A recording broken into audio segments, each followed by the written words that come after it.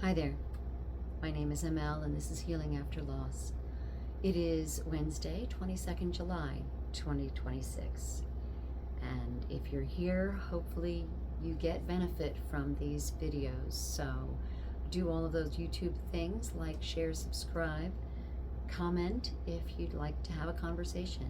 And I read every comment and I try to reply back. Sometimes there's something that you might spark for the next video that I might mention in the video. This is the book I'll be reading from, Healing After Loss, Daily Meditations for Working Through Grief by Martha Whitmore Hickman. If you'd like your own copy of this book, there is a link below. Thank you. Let's get started. July 22. To live in the religious spirit is not easy. The believer is continually on a deep sea, 70,000 fathoms deep.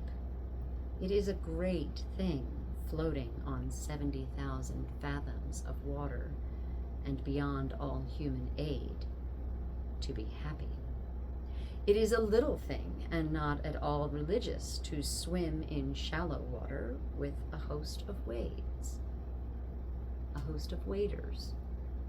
No matter how long the religious man lies out there, it does not mean that little by little he will reach land again. He can become quieter, attain a sense of security, love jests and the merry mind, but to the last moment, he lies over 70,000 fathoms of water. Søren Kierkegaard. When we have lost a loved one, we are especially attuned to the world of the spirit. At the same time, there is a sense of being cut loose from our moorings. We are, figuratively speaking, at sea. Perhaps these words of Kierkegaard can help. We are indeed afloat over deep water, with all our questions about the meaning of life, the nature of death. We were never in control, though perhaps we thought we were. Then after a while, with our questions still spinning in our heads, we learn to trust the sea, that it is buoyant and will bear our weight.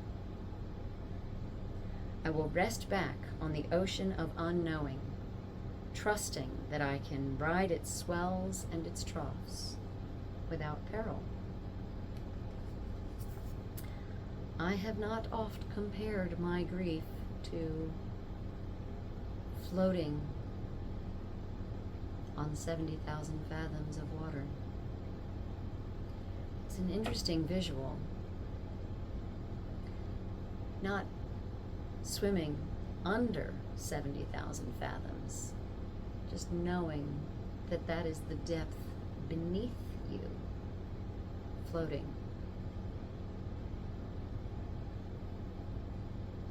I'm not sure that I relate to this.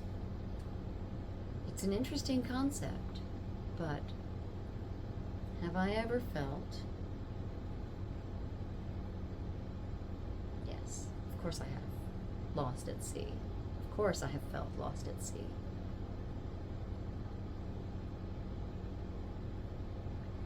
What does one do when one is lost at sea? Float. Because otherwise you panic, you struggle, you swim, you seek. Send yourself into a downward spiral and potentially drown in that.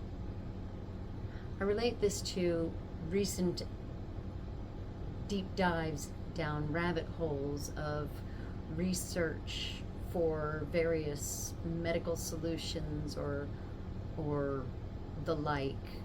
I deal with neuropathy. And you start doing some research online, and it is a rabbit hole that leads to more rabbit holes that leads to more rabbit holes. And it could be the same as finding yourself atop 70,000 fathoms of water in the middle of the ocean. Even on the calmest day, there's going to be waves. If you dive, there's only so deep you can go before you lose air. This is an interesting one. I look forward to your comments because I'm really not sure what I can add to it. So let's just read the meditation again. I will rest back on the ocean of unknowing, trusting that I can ride its swells and its troughs without peril. Maybe next week will relate to me more. You know, it's a whole year's worth of stuff. They're not all gonna land for me. It's okay. It's okay. I hope that until next week, you will take care of yourself and go with grace.